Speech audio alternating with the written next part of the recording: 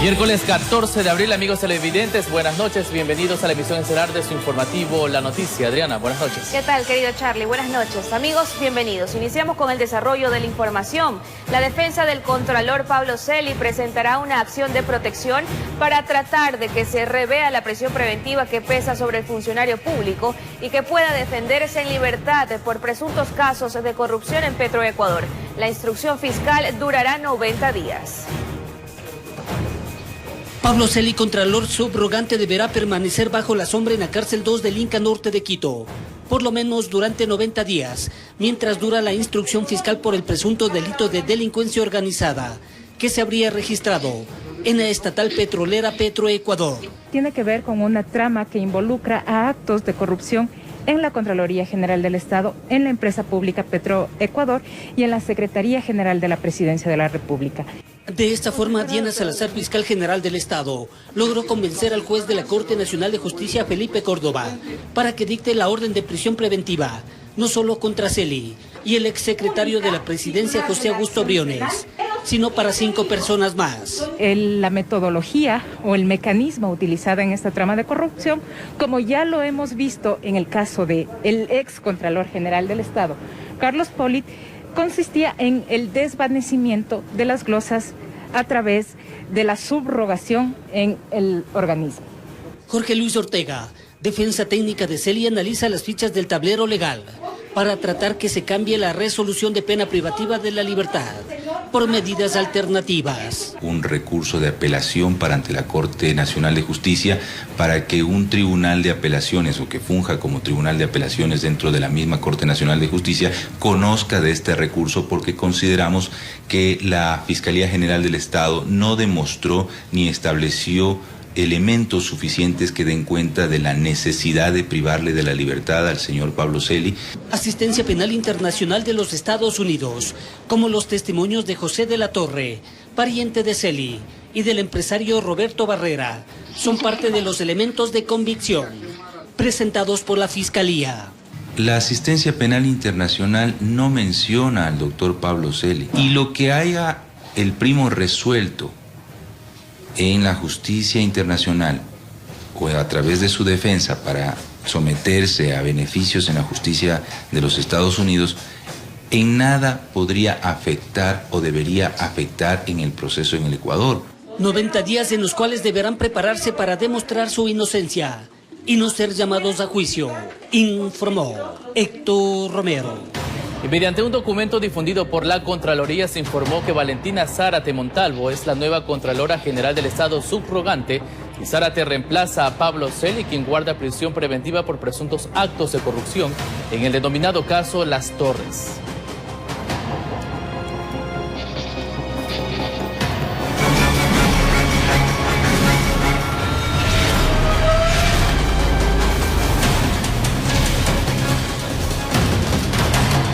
Y en breve, amigos, 2 nuevos casos de sicariato en el país. En Manta, un hombre fue asesinado con 56 balazos. Los detalles en instantes. Y mucha atención, porque la desaparición de una menor de 12 años en el año 2019 en el cantón Marcelino Maridueña, en Guayas, terminó con un terrible hallazgo. Encontraron su osamenta y parte de sus pertenencias.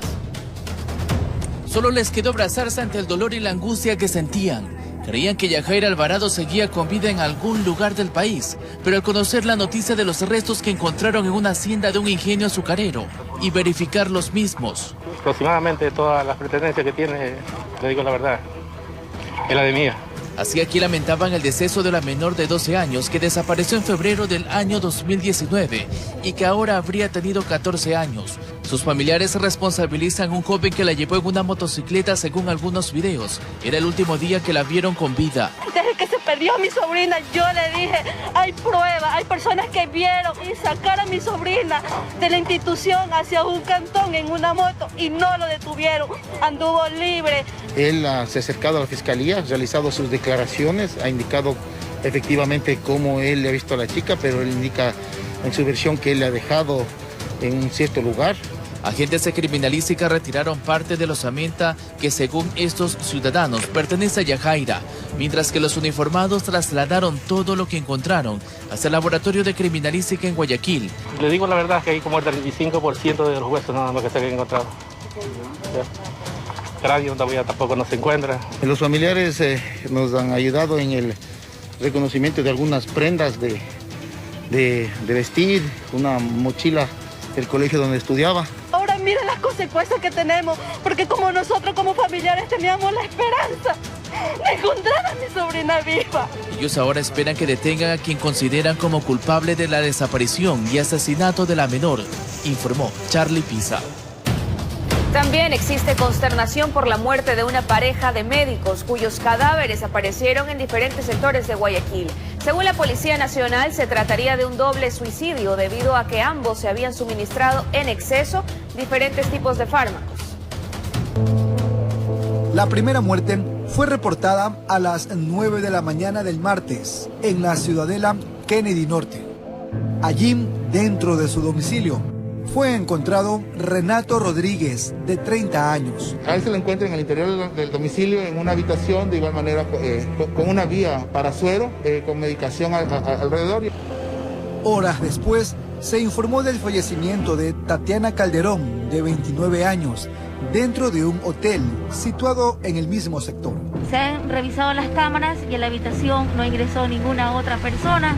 Ella estuvo sola, ella se ha suicidado con una sustancia médica. En la escena no hemos encontrado signos de violencia. Tenían 4 años de relación que en los últimos meses se había tornado conflictiva. Los dos estaban teniendo cuadros depresivos, incluso el doctor, el varón, ya había tenido 2 intentos anteriores de suicidio. Mi hermana, el día que desaparece, el día lunes en la noche, se comunica con unas amigas de ella del hospital y les da instrucciones de que revisen el celular, que ahí había una grabación, que ahí explicaba todo. También hablaban de un diario, que esto ya fue dado parte a la fiscalía, a la policía, para que puedan investigar. Además, eran médicos posgradistas de la Unidad de Cuidados Intensivos del área COVID del Hospital Luis Bernaza. El día lunes en la tarde ella pierde un paciente y obviamente entró en un cuadro depresivo, pues por el momento, ¿no? Aún se desconoce quién murió primero y si uno de ellos indujo al otro a tomar la fatal decisión. En las próximas horas, las autopsias determinarán las verdaderas causas de muerte, mientras que la explotación de los teléfonos celulares confirmará el móvil de este doble suicidio, informó Jorge Salazar.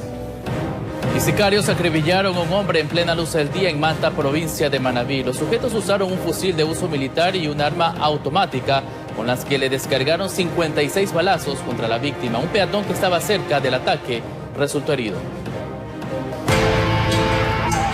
Con un fusil de uso militar y un arma automática, sicarios descargaron 56 disparos en contra de un hombre en Manta, provincia de Manabí. La víctima fue atacada en la vía pública y a plena luz del día.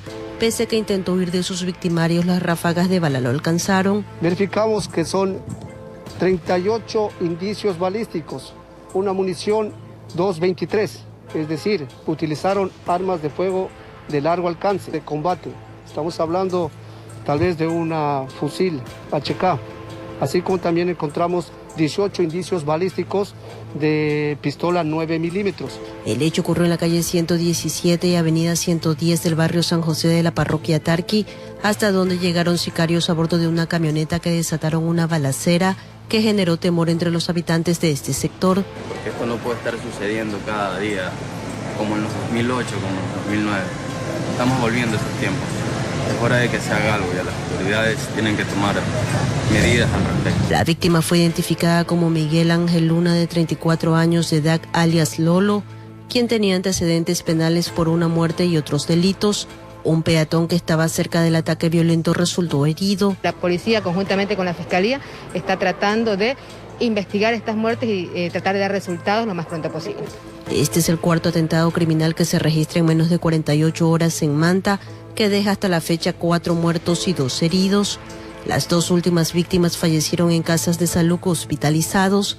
No es por desmerecer bajo ningún concepto el trabajo que está haciendo la policía, ni lo alarmante que puede ser la situación, pero en gran medida estaremos presenciando asesinatos o muertes violentas de personas con antecedentes. Con cámaras de Eduardo García desde la provincia de Manabí, informó Wendy Delgado.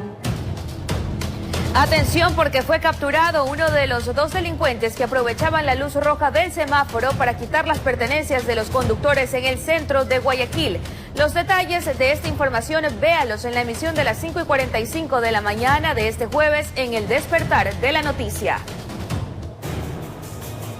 Y un uniformado de la Agencia de Tránsito y Movilidad de Guayaquil se accidentó mientras viajaba en una motocicleta por la avenida Francisco de Orellana, esto al norte de Guayaquil.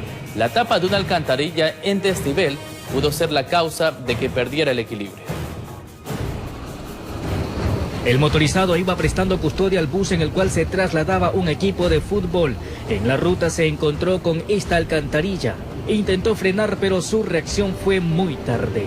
Una alcantarilla está sobrepuesta y eso ha hecho que el neumático anterior impacte y la barra de suspensión se parta. La motocicleta se desplazó a lo largo de 50 metros hasta impactar contra dos autos, los mismos que permanecían detenidos esperando el cambio en la luz del semáforo.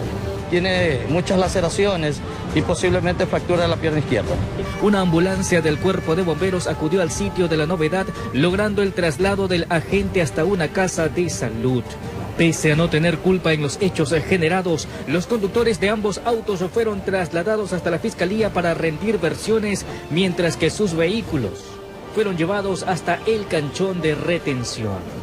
El procedimiento es a fiscalía para que se determine por medio de todas las indagaciones si existe o no responsabilidad al respecto. Se lo van a llevar, ¿por qué? Imagínense, ellos no tienen nada que ver.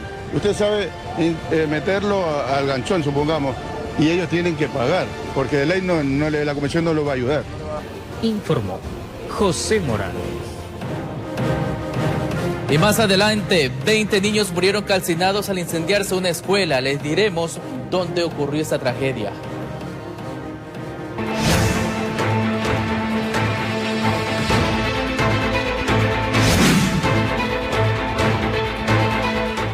Y el COE Nacional anunció nuevas medidas para frenar los contagios por COVID-19. Una de ellas establece la restricción de movilidad en los días de viernes, sábado y domingo de abril desde las 20 horas hasta las 5 de la mañana. A su vez, se insta a los jueces de la Corte Constitucional para dar un paso a un nuevo estado de excepción. Más detalles en la siguiente nota.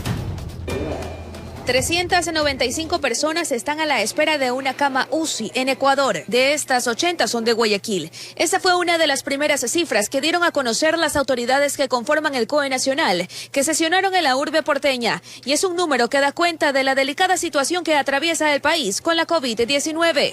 Por tanto, se tomaron medidas. Se prohíbe la circulación en la red estatal de vehículos particulares desde las 20 horas hasta las 5 de la mañana durante los días viernes, sábado y domingo a nivel nacional durante todos los fines de semana del mes de abril. A su vez, se ordena a las alcaldías ubicadas en las provincias en emergencia sanitaria grave, como Pichincha, Guayas, Manabí, Azuay, Loja, Santo Domingo, El Oro, Esmeraldas, Santa Elena, Los Ríos y Zamora, que restrinjan la movilidad en el mismo horario desde este viernes 16 de abril durante 15 días. Pero sostienen que es lo que está dentro de sus competencias porque la Corte Constitucional no permite dar paso al momento a un estado de excepción. Y por eso hacen un llamado a los miembros de la Corte para explicarles el panorama crítico.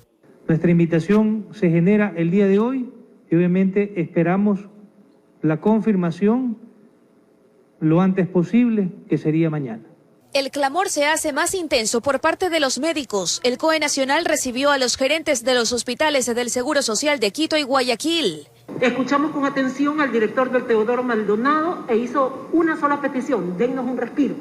Fue lo que dijo, como médicos, dennos un respiro. En Guayaquil, por ejemplo, hay exceso de mortalidad, alcanza un 85%, lo que representa unos 33 decesos diarios por COVID-19. Pero la situación a nivel país no es más alentadora. Igual, hasta el momento tenemos, señor presidente, 600 personas hospitalizadas graves en estos momentos.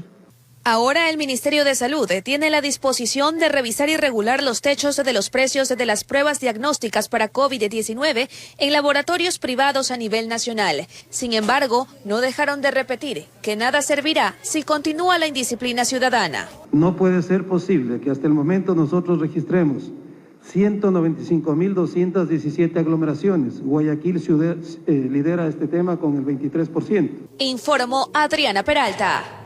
Y 3 brasileños habrían estado en la fiesta clandestina donde se contagió el paciente de Zamora Chinchipe. Según el ministro de Salud Camilo Salinas, quien junto al secretario de gabinete recorrieron el punto de vacunación del ESPOL. Allí se informó que la implementación del cerco epidemiológico. Nadie concebía cómo pudo haber contraído la variante P1 sin haber salido del país, pero sucede que en la fiesta organizada el 18 de marzo en un hotel de Loja, donde estuvo el paciente oriundo de Yanzasa, Zamora Chinchipe, apareció más de un foco. Ciudadanos brasileños que ingresaron a esta boda clandestina que no estuvo autorizada. Tienen un alto porcentaje de transmisibilidad, es decir, lo normal del COVID es de 2 a 3 por caso, acá tenemos 5 a 6. El ministro de Salud también confirmó que ya localizaron a los 90 asistentes para establecer el cerco epidemiológico. Los padres están estables, asintomáticos. ¿Personas más cercanas a este paciente amazónico que todos dieron positivo? ¿Qué saben ustedes? Bueno, lo que tenemos nomás es el caso P1 brasileño, están haciendo todas las investigaciones de los otros casos. El examen lo hace la Universidad de San Francisco, que está colaborando con el tema investigativo acá al Ministerio y al Estado. Todavía no tenemos reporte. Desde el próximo lunes se empezarán a vacunar a 269.000 maestros y personas con enfermedades catastróficas. A pesar de que en 2 meses y medio se han inoculado a cerca de 500.000 personas, la aspiración del gobierno es que hasta el próximo 24 de mayo inmunizarán a 2 millones de ecuatorianos. Que cada miércoles de cada semana llega 50.000 dosis de Pfizer. Los viernes cada semana llegará 120.000 dosis de AstraZeneca y cada 15 días llegará los stocks necesarios Sinovac, llegará 1 millón. Con eso sumará 4 millones. Junto al secretario del gabinete visitaron uno de los puntos del Plan Nacional Vacunarte en la ESPOL. Dentro del plan de Joaquín Gallegos Lara tenemos identificado a 8.000 adultos mayores que hay que irlos a vacunar en sus viviendas. De hecho, Camilo Salinas anticipó que la presencia de esta, la tercera variante en el país, no debería alarmar a nadie que se haya vacunado con las 2 dosis. Informó Jorge Escobar. Sobre este tema hay preocupación y alarma en los habitantes de Zamora Chinchipe por el registro del primer caso de COVID-19 con la variante brasileña. Y en esa provincia amazónica los hospitales están ocupados al 100% y ya no hay unidades de cuidados intensivos disponibles. En Zamora Chinchipe hay preocupación por el primer caso confirmado con la variante P1 de Brasil. El paciente de 50 años trabaja en Yanzasa, provincia de Zamora Chinchipe, en una empresa minera de la zona, quien se encuentra con pronóstico reservado en cuidados intensivos en una casa de salud de Loja. El cerco epidemiológico de los contactos cercanos mantenidos con el paciente, según las autoridades de salud, es de alrededor de 100 personas, mientras continúan las investigaciones para conocer dónde contrajo el virus. Él no estuvo andando suelto en la calle, no sabemos si él salió del país o no salió del país, pero de lo que tengo entendido, él estaría aquí en nuestra provincia, específicamente en Zamora Chinchipe, no habría arribado de un país de fuera, es decir, él estuvo aquí, pero ¿dónde se contagia? ¿Con quién estuvo? De pronto tomó contacto con algún familiar o amigo que pudo haber venido del extranjero y ahí es. Existe preocupación en la ciudadanía por la nueva variante, dado que en esta provincia amazónica las casas de salud públicas y privadas están colapsadas y no cuentan con camas de cuidados intensivos. Dentro de la variante brasileña o de la cepa brasileña, nosotros hablamos que esta es una cepa P1. Hablamos que existe mayor transmisibilidad. Hay muchos estudios en donde nos revelan que no existe mayor severidad o mayor mortalidad, pero sí es mayor transmisible. El incremento de los contagios y fallecidos e informes sanitarios del Ministerio de Salud Pública hizo que los COE cantonales de 7 cantones de la provincia regresen a semáforo en rojo, uno de ellos el Cantón Zamora. Hay personas que se nos están yendo, personas muy cercanas, bastante gente se está yendo y sería oportuno que se vuelva rojo, porque realmente los casos de contagios son demasiados. En Zamora Chinchipe hasta el 14 de abril existen 2.425 casos y en el Cantón Zamora 781 personas contagiadas, informó Jorge Armijos. Y una nueva jornada de vacunación a los adultos mayores y personas con discapacidad se desarrolló con normalidad en las instalaciones del Hospital Docente de Calderón, al norte de Quito. Pacientes que se acercaron a la Casa de Salud mencionaron estar contentos y con mucho alivio por la atención recibida. El escenario de reclamos de incertidumbre vividos días atrás en el Hospital Docente de Calderón, ubicado al norte de Quito, al parecer quedó en el pasado. Superados los contratiempos logísticos, ahora el proceso de vacunación es calificado de manera satisfactoria por sus beneficiarios. No he tenido en ninguna forma un retraso, un tropiezo con nada ni con nadie. Y ya estoy vacunada. Dios les pague por mí y por todas las personas que hoy han asistido. Son alrededor de 1.000 pacientes diarios que esta casa asistencial recibe desde hace 2 semanas, entre adultos mayores de 65 años de edad y personas con discapacidad, mismas que fueron notificadas por el Ministerio de Salud Pública la fecha y hora de su inoculación, luego de inscribirse en la plataforma del Plan Vacunarse. Claro que yo, para cuestión de vacunas, soy muy nerviosa, pero estoy bastante tranquila porque ya podemos estar en paz. Doña María Teresa, de 81 años, llegó hasta el hospital junto con su esposo de 86 años de edad, acompañados de su hija. Dicen que para ellos es un alivio y felicidad vivir este momento juntos. Explicaron que la pandemia ha sido muy dura debido al encierro que les tocó vivir y otros momentos duros que pasaron, pero que con la vacuna ven cómo su vida diaria la podrán retomar de a poco. Ahora estamos felices, como siempre, gracias a mi Dios, hemos sido felices en el matrimonio. Los adultos mayores vacunados están conscientes que a pesar de recibir la primera dosis de la fórmula, tienen que mantener las medidas de bioseguridad como el uso de la mascarilla y lavado de manos, y piden a la ciudadanía mayor disciplina para evitar existan más contagios. Especialmente a los jóvenes, que es momento de aportar, que no salgan, respeten a los médicos. Y como parte del plan vacunarse, un nuevo lote de vacunas del laboratorio Pfizer llegó al país la tarde del miércoles. Fueron más de 54.000 dosis de la fórmula contra el COVID-19 que serán destinadas para completar la vacunación de segunda dosis de este fármaco, informó Mauricio Sánchez. Ciertos inconvenientes se registraron en el nuevo centro de vacunación municipal. Los adultos mayores aseguraban haber recibido la notificación vía mensaje y llamadas, pero en la base de datos no constaban sus nombres. Las autoridades investigan dónde surgió dicho aviso. Tras haber recibido el mensaje donde les anunciaban día, hora y lugar donde tenían que ir a vacunarse, estas personas adultas mayores llegaron a las instalaciones de Ecotec, ubicada en el kilómetro 16,5 de la vía a la costa. Pero al ingresar y verificar su registro, se encontraron con la desagradable noticia que su nombre no estaba en lista.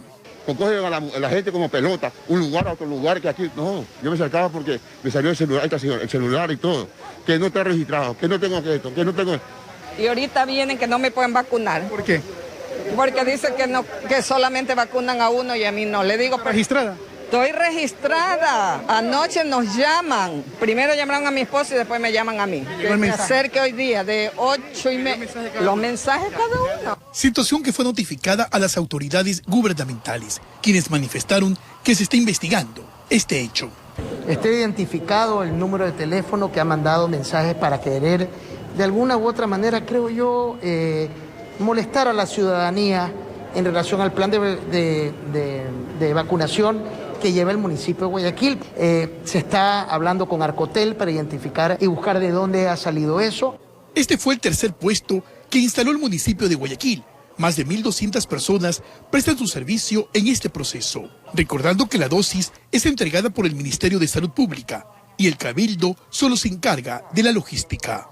La idea es vacunar a 1.000 personas en este punto, a pesar de que ha habido ciertos problemas de índole informático. Se ha duplicado un mensaje y eso ha producido un poco de aglomeración, pero todo está fluyendo. Para las próximas horas se estima abrir un cuarto punto de vacunación, que estará ubicado en la explanada de Mucho Lote, en el norte de Guayaquil, informó Carlos Julio Gurumendi. Y el presidente electo Guillermo Lasso dio una entrevista para un medio internacional en la que aclaró que en su gobierno habrá independencia judicial sin que signifique impunidad. Además, cumplió con agenda en Guayaquil, donde se reunió con su equipo de campaña y entre otras actividades. Guillermo Lasso hizo una aclaración a una cadena televisiva internacional. Puntualizó que Ecuador no está quebrado, sino que tiene otros problemas profundos que quizás terminar con ellos será su mayor reto. El problema está en la economía estatal, en la economía pública. Un gobierno muy mal administrado durante los últimos 14 años. Y que si bien es cierto, ha mostrado su intención de crear un Ecuador del encuentro, eso no significará impunidad. Nosotros no vamos a seguir esa política. No llego con una lista de personas a las que quiero ver en la cárcel en lo absoluto, pero el Poder Judicial tiene la obligación de actuar. Además, este miércoles se tuvo una reunión con su equipo de campaña. Adelantó que viene un reto interesante para los 4 años de gobierno. No llamemos más difícil, que es gobernar. Y voy a contar con todos ustedes, ténganlo por seguro.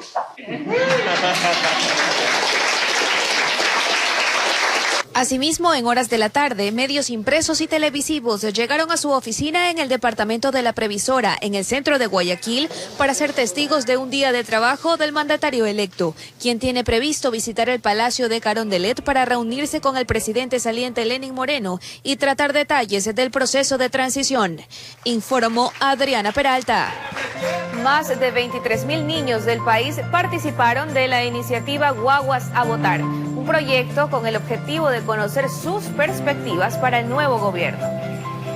Considerando que son el 39% de la población ecuatoriana y que desde una visión adultocéntrica no han sido tomados en cuenta para participar en la planificación y elaboración de políticas públicas, más de 23.000 niños, niñas y adolescentes del país participaron en la iniciativa Guaguas a Votar, y así exponer al nuevo mandatario las necesidades y perspectivas que este grupo poblacional tiene para mejorar su vida. La participación es uno de los derechos que deben ejercer los niños. Entonces se diseñó mediante una plataforma digital, mediante la cual a nivel nacional los niños, niñas y adolescentes pudieron pronunciarse. Maoli Bernaza, coordinadora de la organización Rodna, explica cómo los adolescentes consideran importante dar a conocer su punto de vista en temas como salud, participación infantil, salud sexual y reproductiva, trabajo infantil, violencia, movilidad humana, entre otras, siendo la educación uno de los ejes que más demanda tuvo. Más del 82% de las niñas, niños y adolescentes que respondieron a esta encuesta mencionan que el nuevo gobierno debe garantizar las condiciones de bioseguridad necesarias para que podamos retornar a clase. Sara Oviedo, coordinadora nacional de la Coalición contra el Abuso Sexual en el Ecuador, comenta que para llegar a la votación obtenida se realizó un trabajo exhaustivo entre varias organizaciones sociales en base a las temáticas del Código de la Niñez, en donde participaron niñas, niñas y adolescentes desde los 6 años hasta los 17. La proporción de 6 a 12 años, un poquito más del 50%, y de 13 a 17 años, un poquito menos del 50%. Concluyeron diciendo que buscarán un acercamiento con el nuevo presidente electo Guillermo Lasso para canalizar estos resultados y establecer mesas de trabajo en búsqueda de políticas públicas incluyentes. Informó Mauricio Sánchez.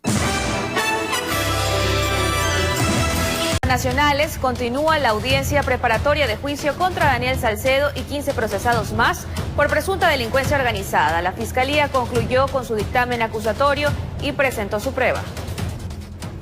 Este miércoles se reinstaló la diligencia en el auditorio de la Corte de Justicia del Guayas. La Fiscalía investiga la adjudicación irregular de contratos por convenios de pago con sobreprecios en los hospitales del IES de Los Ceibos y del Teodoro Maldonado Carbo. 16 dictámenes acusatorios, los mismos que se han puesto a disposición del señor juez, ha presentado la prueba. Existe la petición de ratificación de medidas y en ese sentido pues la Fiscalía ha culminado con la presentación de su parte. El fiscal Eduardo Díaz aseguró que se han presentado contundentes elementos de convicción para que el juez considere llamar a juicio a los procesados. El otorgamiento de convenios de pagos, que es una figura excepcional de la cual se abusó por parte de funcionarios del IES y también de personas ajenas a la institución, ese abuso provocó que se transfiera dinero a quienes no debían y en ese sentido pues se pudo beneficiar a personas ajenas a la institución en detrimento del Seguro Social. Son 16 investigados por presunta delincuencia organizada que involucra a los hermanos Noé y Daniel Salcedo, Gabriela Pazmiño y los hermanos Jacobo, Michel y Dalo Bucarampuley. No existe ningún elemento de cargo que defina que mi defendido haya formado parte de esta estructura que no tiene relación directa ni indirecta con las compañías que fueron beneficiarias de los convenios de pago. Que el juez, si actúa en derecho, al final de nuestra intervención tendrá que sobreseer a mi cliente y sacarla de la etapa del juicio. No tiene absolutamente, Susana Meraldón no tiene absolutamente nada que ver en esta investigación, nunca debió estar involucrada y mucho menos debería llegar a la etapa del juicio. En el delito de delincuencia organizada, pues tendría que indicarme el punto de reunión de todos los miembros de la organización, el momento en que deciden cometer peculado. No tienen exactamente un insumo procesal probatorio que demuestre que yo me organicé para cometer ese delito de peculado. La audiencia preparatoria de juicio se reinstalará este jueves a las 10 horas. Tenemos 16 intervenciones por venir y luego la réplica y la contrarréplica. Es decir, tenemos bastante tela por cortar todavía. Informó Roselena Vázquez. Y el exministro de Salud, Juan Carlos Ceballos, no se presentó a comparecer en el tratamiento de juicio político por incumplimiento de funciones. Lo que sí hizo fue enviar un documento de 59 páginas con sus pruebas de descargo sobre las irregularidades en el proceso de vacunación contra el COVID-19. El documento detalla aspectos técnicos y estadísticos sobre los carnets de discapacidad, la ley humanitaria, equipos médicos, bolsas de cadáveres, inoculaciones generales y sobre la existencia de un plan de vacunación contra el coronavirus, algo que es cuestionado por los asambleístas que han interpelado a Ceballos.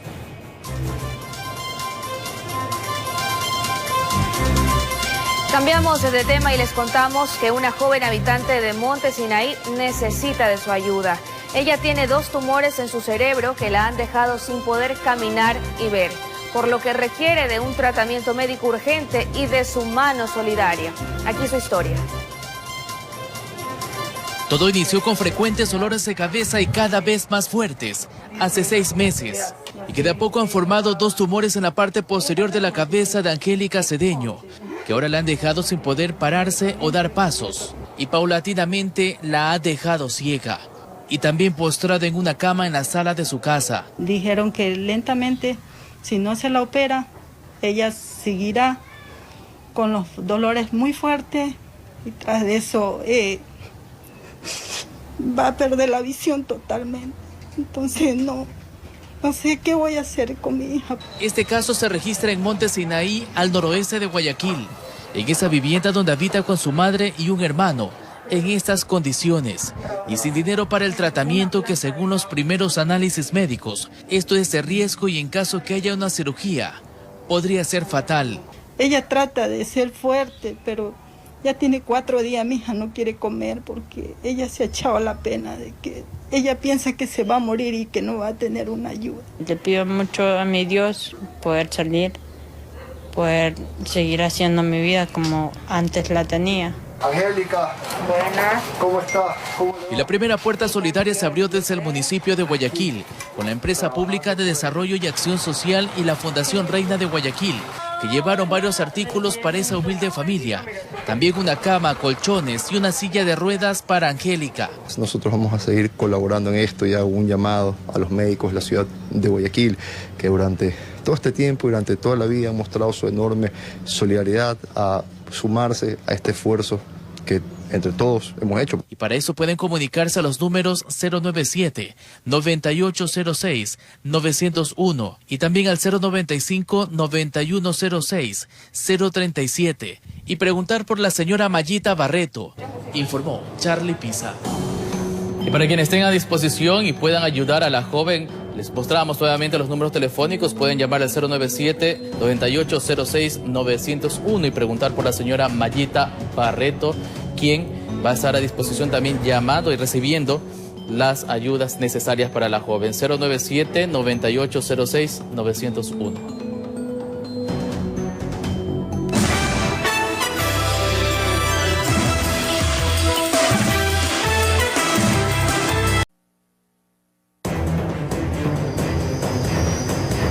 Continuamos. En una entrevista para un medio colombiano, el presidente de la República, Lenín Moreno, se refirió a sus 4 años de gobierno y lo que será el proceso de transición para el cambio de administración. Al final del encuentro, el mandatario pidió perdón a los ecuatorianos por los errores cometidos. Lo resaltado por el primer mandatario durante su gestión es el enrumbar al país en la institucionalidad, libertad de expresión y derechos humanos. De no ser así, señaló, la nación tenía destinado otro futuro. La transición de una etapa que caminaba a convertirse en otro estado autocrático, en otro estado a lo mejor narcodelincuencial, como lo es Venezuela, lastimosamente. Aseguró además no sentirse como un traidor, frase que le han venido repitiendo sus adversarios políticos desde que se separó de la corriente correísta. Cuando uno verifica en la práctica que le han estado mintiendo con respecto a la economía, a los crímenes de corrupción que se han cometido, en ese momento, ¿cómo podemos llamar a una persona traidora? Sobre si deja la mesa servida para el gobierno entrante, su respuesta fue que no. La mesa servida no estará nunca, creo yo. Lo que sí puede haber es condiciones adecuadas como para poder salir adelante. Lenín Moreno advierte a Guillermo Lasso que no tendrá una administración fácil y que éste lo sabe. Va a ser extremadamente difícil porque hay que lidiar con todo. Hay que lidiar con todo, inclusive con una oposición tenaz, feroz, que siempre intentó derrocarnos, como el caso de octubre, en la cual bandoleros contratados por correístas. El tema venezolano no se quedó de lado en las respuestas del mandatario. Él confía que la salida de Nicolás Maduro pueda gestarse por medio del diálogo. Siempre existe esa posibilidad. En el Ecuador salimos por una vía pacífica de aquello que se encaminaba hacia un narcoestado también. En torno a las vacunas, Moreno explicó que lo derivado en un problema discrecional en el plan de vacunación se encuentra en manos de la justicia. En el caso de la detención del contralor Pablo Celi y del exsecretario de Presidencia Augusto Briones, el mandatario dijo que lo toma con respeto y que son las autoridades competentes quienes tienen que determinar la culpabilidad o no del presunto delito de delincuencia organizada que se sigue. Porque yo no culpo ni exculpo absolutamente a nadie. Que las funciones de control, en este caso Fiscalía, y en este caso también la justicia, haga lo propio. Frente a los niveles de aprobación ciudadana que actualmente apuntan a que el mandatario tiene entre el 4 y 7% de aceptación, Moreno no lo cree así. Todas las encuestas que lo dicen así son encuestas de la oposición. Al final de la tertulia, el presidente se sinceró en pedir perdón a los ecuatorianos. Por los errores cometidos. Los errores cometidos. Los seres humanos somos ese ensamble dialéctico de aciertos y errores. Siempre hay para pedir perdón. Saliendo de la presidencia de la República, el mandatario Lenín Moreno dijo que retomará las conferencias que dictaba hasta antes de llegar a Carondelet. Espero volver a las conferencias y volver a aquello que ha sido bastante mi pasión de los últimos años, que es estudios de las conclusiones de la mecánica cuántica para poder empatarlos con los valores humanos. Pero antes de llegar a ese punto, desde el lunes de la próxima semana iniciará con el proceso de transición. Informó Javier Rosero. Y murió a los 82 años el exfinancista estadounidense Bernard Madoff, quien estaba condenado en el año 2009 a 150 años por haber estafado a miles de personas durante más de 2 décadas. El valor total de la estafa se estimó en $65.000 millones. Según sus abogados, Madoff falleció por una enfermedad renal terminal. El año pasado había solicitado salir de la cárcel.